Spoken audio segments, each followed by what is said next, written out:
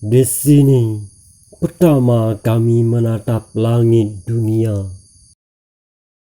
menghirup udara yang datang dari selat Malaka.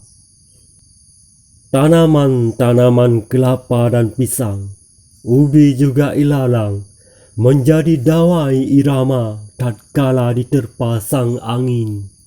Antara maghrib dan isya, remaja-remaja di balai ngaji.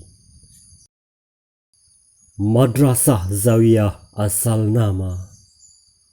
Dalam bina Tengku Syekh Abdul Salam. Batu tempat sujud di Meunasah Dalam. Jadi saksi.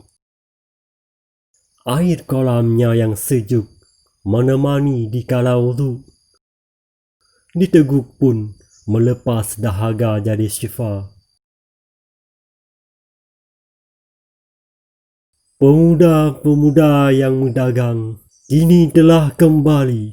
Tiap sudut lohi dibangun dayah dan balai.